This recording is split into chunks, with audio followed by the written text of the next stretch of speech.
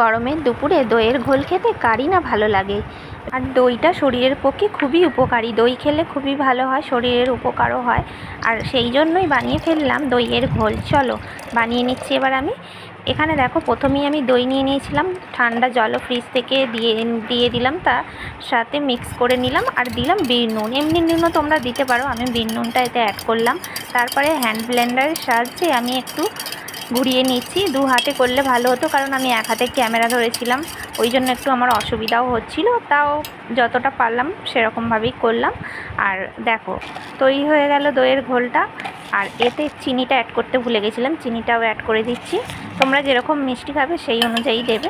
আর তার সাথে একটু দুধও দিতে হবে, দুধটা দিলে আরও টেস্টটা বেড়ে যাবে। দুধও দিয়েছিলাম এতে, দুধটা অল্প ছিল ওই জন্য অল্পই দিয়েছিলাম, দুধটাও অ্যাড করেছিলাম।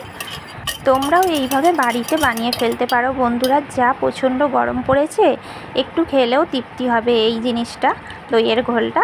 আর আমি অল্পই করছিলাম, কারণ অনেক সবাই আমাদের ঘরে খাবে না বলছিল, তো আমার ছেলের জন্যই বানাচ্ছিলাম, আমিও একটুখানি খেয়েছিলাম।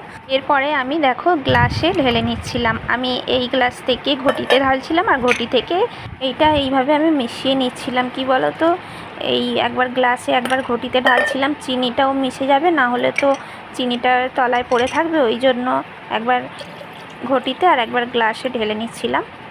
আর দেখো তৈরি হয়ে গেল দইয়ের ঘোল।